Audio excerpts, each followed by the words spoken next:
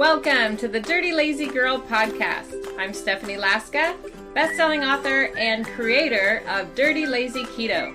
And I'm Tamara Snezik, professor of sociology.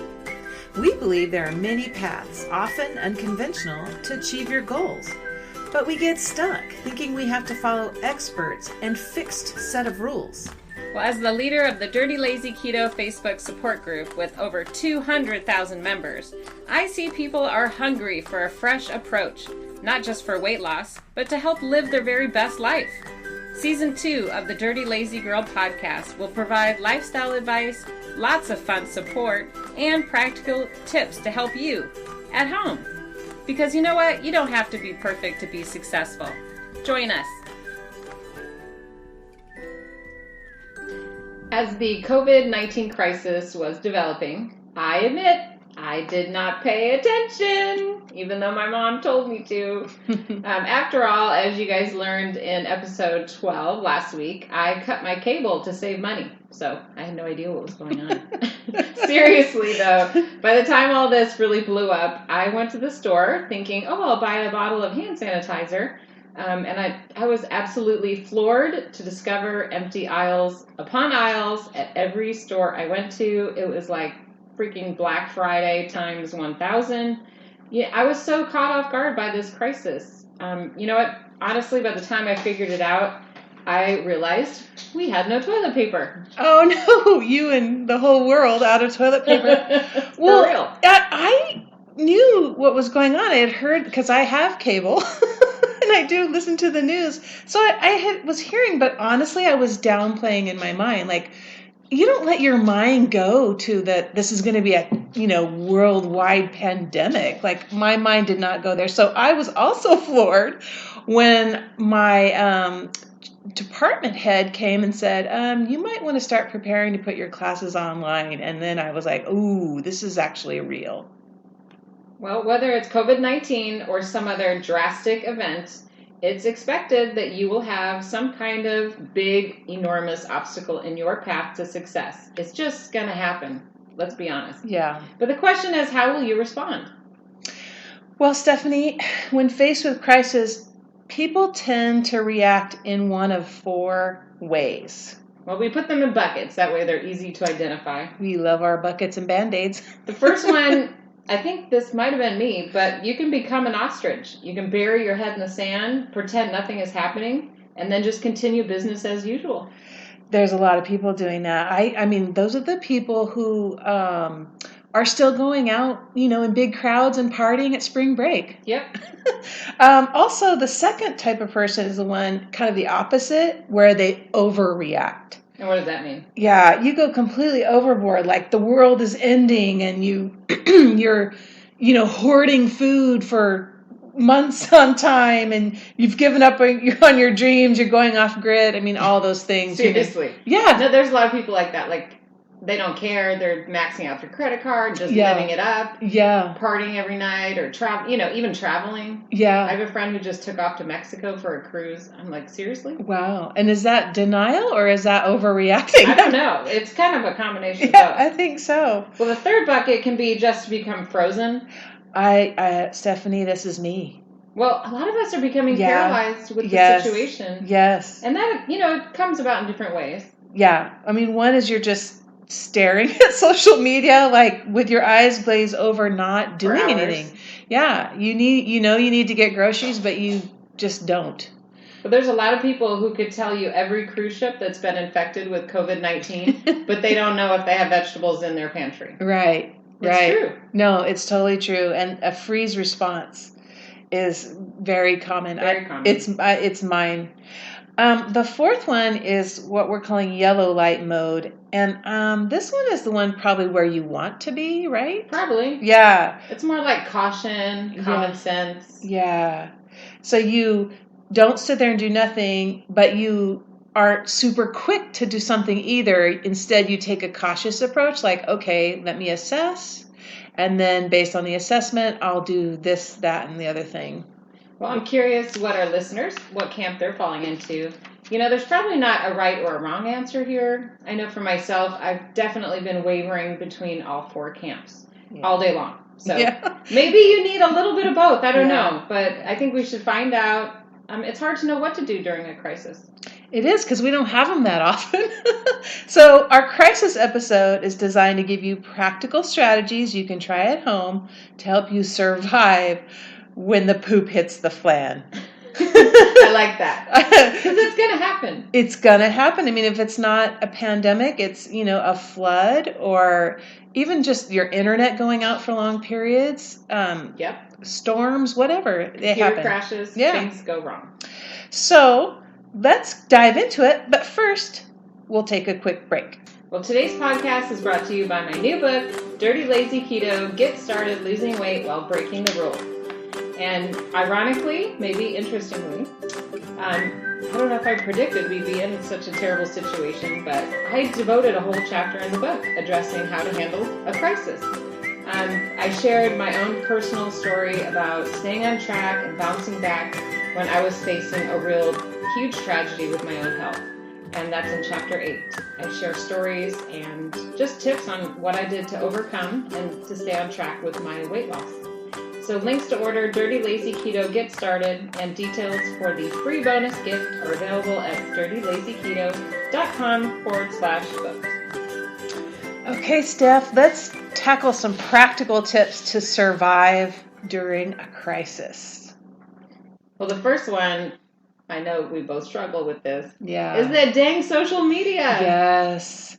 I mean, should we limit it or should we just stare at it all day? I don't know. What do you think? I did that yesterday and I got nothing done. I mean, I made the mistake of going to work because I'm working at home, but flipping on the TV just as background noise in my mind. Just to see if anything develops. Right. And then what happens is that and then hearing it over and over again, like the death toll keep rising. Like I was like, and those apps that you can check where you can see how many cases are in each county. Oh my God. And my anxiety was going up. And I finally, today, I just kept it off all day. And honestly, it's been helpful. I think, I'm not saying hide it, don't bury your head in the sand, but maybe say, I'm going to check in the evening, at whatever, after I've done my work, and then turn it off after an hour or something. So putting some realistic limits. Yeah. What about like you said, those apps or Facebook or Instagram? Are those helpful during this time? I think it depends on you. Yeah. And where you go on those apps. I know there's fake news out there. Yeah. It can be tempting to just click on everything. Yeah. But maybe just relying on a certain source to trust for your information and then checking it when you feel comfortable. I know there's been some real supportive ones. Like, do you have any recommendations? Well, for teachers, there's one that was started called Pedagogy During a Pandemic. And it was just for teachers on how to move their classes online, help actually reduce my anxieties, give me lots of great knowledge about little tips and tricks. But also, I don't know, what about you? Are there Facebook groups or Instagram groups that are helping you? I don't know about specific sites for me. The tip I wanted to share is just to set a timer. Yeah. I told myself, okay, I can search and look whatever I want, but at a certain time at like 8 a.m., I'm putting it all away. Yeah. And I'm going to go on to the next thing. Yeah. Because it just keeps sucking me in. It does. Okay, what's our second tip, Stephanie? Well, I did this the first day. I had a pity party for myself. I know this sounds weird, but I needed to get it out of the way. Yeah. I needed a pity party to just be sad and upset and worried. And I spent the whole day doing nothing. I did absolutely nothing but be sad. Yeah. And I binge watched a bunch of horrible TV shows like the pandemic and the virus and the this and the zombie that. And I watched them all. And then I got it out of my system. Yeah. So that's what I did. You just can't get stuck there. No, I scheduled it for the day. I said this whole day, I'm going to do no work except be sad and worried and stressed. So you have to acknowledge your feelings. I didn't even do that. I just said pity party. Oh, well, but I like your idea. I say acknowledge your feelings and then set a time, like you said, and then, okay, experience the feelings, but then make a time when you're like, okay, now I have to get back to work. Because my reaction was first freak out, wringing my hands. What am I going to do? Because I can't put all my classes online. I can't homeschool my child. Oh, ringing. So, and then I remember my husband calling. He goes, oh, you're freaking out. And he goes, kind of like, stop. And I'm like, no, I need to freak out. Oh. I said, I need to freak out. Kind of like me with the pity party. You needed to feel the feelings. I did. And just get it all out. And then, and then I said the next day, like you, I kind of was like a day. And the next day I'm like, okay, I started to freak out. And I'm like, no, I'm done with that. Done with it? Got to make a plan. Yep. I really like that. Which is our next point, right? Let's hear it. Well, you take stock of what's going on. What's going well, not wrong, sorry. And focus on reframing the situation. For me, that's been very helpful. I'm always like the Mary Poppins that likes to look at the positive. I think that helps me. But, like, for example, thinking, okay, my kids are off school. I have to work from home. That sounds like a nightmare. But let's reframe it. Like, maybe it could be romantic in a way where we get our relationships back on track. Maybe I can bond more with my kids.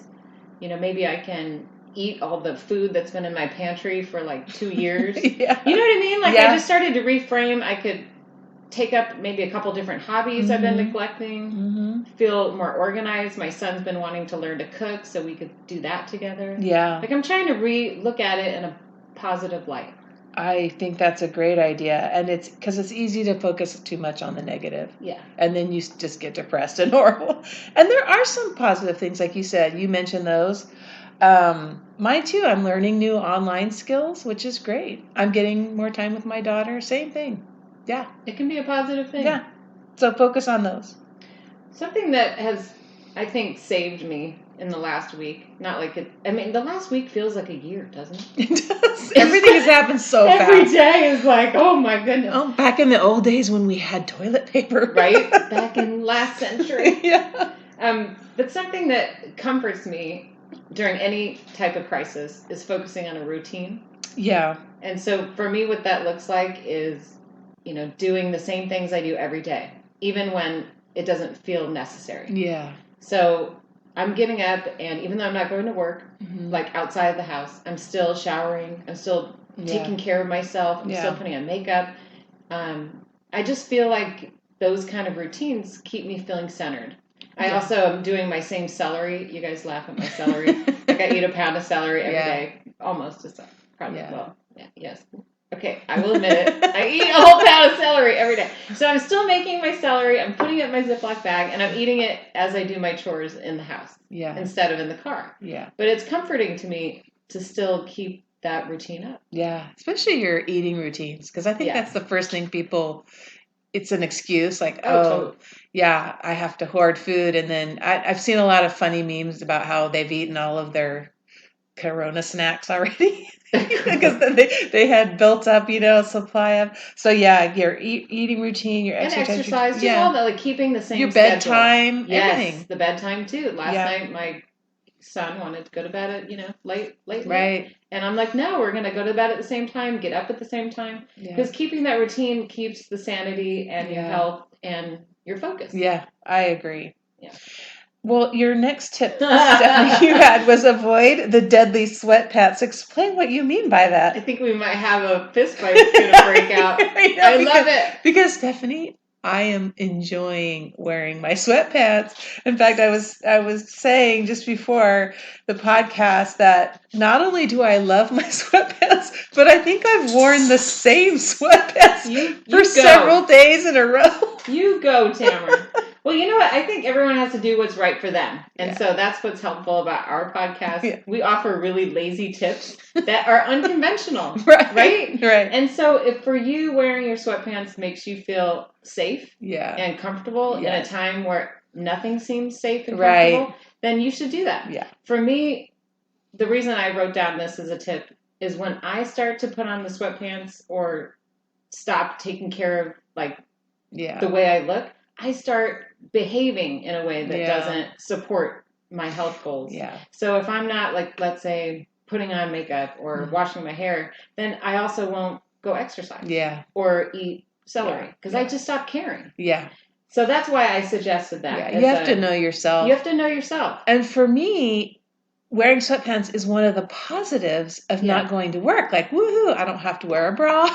I don't have to wear makeup. I don't have to necessarily, do all those things that I have to do. So for me, it's not about letting go as much as it is being free of, the burden that I have from work. And it sounds like self-care for you. In a way. It is, because you're comforting yourself. I am. Like, okay, you don't have, this is where you can save time and energy, if I had been going to work. So do what works for you, listeners. Yeah, you want to wear your sweatpants or not, bra or not. Right. Okay, our next one is to brainstorm how you can be flexible. Think outside the box. What I meant by that was, like, a lot of us we're used to certain things. Like, I only like non-dairy almond milk unsweetened. Like, this is my daughter. Like, she has to have this one particular brand. Yeah. Well, in this particular instance with the crisis, we're not going to go shopping every 3 days to buy fresh this or that. And it may not be there if you do. Exactly. Yeah. Because Tamara, things are selling out. They are. Or they're out of stock or unavailable. Yeah. So I'm being challenged to think outside the box. Yeah. With food, with exercise, with work. Yeah. With family, with everything. Yeah. This has been my big challenge, mostly for work, because I have to go online, and that's made me have to use some really creative solutions for things. And I'm finding, like yesterday, I found myself getting really, really frustrated because I couldn't do something exactly the way I do in class. And I had to tell myself, stop, this isn't in-person class. It's going to be different. So jump into something new. But that whole flexibility thing, it was hard. And my students are challenged to be flexible during this time. That's a great point. Yeah, you have to. You have no choice. Nope. Yeah. Well, another item we have on here is to prioritize self-care. And I mean, this is a theme for every episode I think we've done is, But it's the truth. I mean, isn't that like really the whole crux? Yes. Crux of being like a dirty, lazy girl is taking care of yourself first. And I think in crisis, that's the first thing that goes. You're right. Yeah. So you have to make special efforts to actually put it there at the top, when you go get your groceries, make sure you get whatever you need for, your bubble bath or whatever. Right. Whatever you can. Too. Yeah. There's a lady in our Facebook group who was talking about she's the primary caregiver now for not only all of her kids that are at home, but also her elderly parents. And she was feeling really overwhelmed and talking about how there's no time for herself because she's caring for all these other people. Yeah. And what went through my mind, that's why I added this to the list, is I thought for that lady in particular, she has to put herself first. She has to. Before she can do a good job with those kids or her parents. Yeah. There's no way she's going to be able to take care of anyone if she can't take care of herself first. I know this is an overused metaphor, but it's that airline one where you put the mask over your face before someone else because you'll fall apart in a crisis. She'll go down. You will go down, whether it be sickness or just mentally or whatever. Mm-hmm. You'll just start falling apart. You got to do yourself and first, that's people. We have to take the other tip of being flexible. You have to be flexible through self-care. Like you can't go out and get a massage now. Nope. Because that's not social distancing. No, there's no touching. So, no, you're right. You have to be flexible and think of new ways that you can. Right. Go buy a massager or have your husband do it. Something. And it just even being in your house. Yeah. I know it's been a challenge with the whole family in the house that you don't have space. No, and that's self-care that I need for sure. You have to find somewhere in the house that people can't see you or find you or put your headphones in. Yes. For real. No, I agree. Yeah. Or go take a walk too. Take a walk, right? Getting outside. Mm-hmm. Okay. 2 more tips. The first one is ask for help, team up to get through a crisis. I mean, this is like what we see on the news is crisis does bring people together. That's kind of you see the good, you see the bad in people, but you also see the good in people. And the good thing is that people are willing to help and give you a hand. And take the initiative. Like yesterday, I was texting my neighbors to say, hey, if you guys need a supply, let me know. Because if I don't have it, maybe I know someone who does. Wow, that was great. I wish my neighbor did that. I'm all hoping they offer their toilet paper. But the truth is, you've got to Yeah. take initiative, because Yeah. people tend to think Yeah. it's survival of the fittest, but no, it's not. No. It's about getting Yeah. through this together. Yeah, as a check community. on your elderly neighbors, especially. I've been in stores and I've seen some real sweet people doing sweet things, like, you get 2 toilet papers, and I saw a guy hand it to one of his to another person. I need to shop where you shop. I know. I am not seeing that. I had know. a lady almost digging through my cart because she thought I had hand sanitizer, but it was soap. And I was at the freezer, and I turned around, and she had her hands in my cart. Oh my gosh! I know. See, you do see the bad stuff, but I've been taking initiative with my work. Like, I have a girlfriend. I feel bad because I'm calling her constantly, going, "Okay, how do you upload this online, and how do you do that and do that?" And she's been so sweet about just patiently walking me through this stuff. And I found that most of my colleagues are welcoming that kind of thing because they know they'll need help later. And I think just talking to people on the phone and getting together, Yeah. it makes people feel good. Yeah. You need each other. We're in these social times. Yeah. creatures. We may not be able to touch or get close, like Tamara and I recording 6 feet across from one another, across a very long dining room table. Yes. But you have to have friends and family. You have to communicate, or else you're going to feel really isolated during a crisis You of are. any kind. And then you won't handle the crisis as well. Yeah. And don't be afraid to lean on someone if you do get sick. Reach out for help. People can help, deliver meals, just leave it on your doorstep or whatever. Control what you can. I mean, that's our last tip. Really, this is any kind of crisis. You can't change the world, especially all at once. So just looking at what's in front of you, control the small pieces that you can. Yeah. And that's it. And that's all you can do. And just take one moment at a time. Yeah. So listeners, what strategies do you have to survive or even thrive during the COVID-19 situation? Tell us your story by emailing Stephanie at dirtylazy.keto.com or via Facebook or Instagram at dirtylazyketo. Before we get to our final hack, let's take a final break. Well, Tamara, during times of stress, I think it's very easy to revert back to old ways of comforting ourselves. For a lot of people, that means eating high-carb snacks.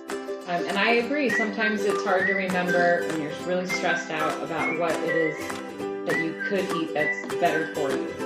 So to help make choices easier, my new book has a 15-page grocery list of 250 recommended foods.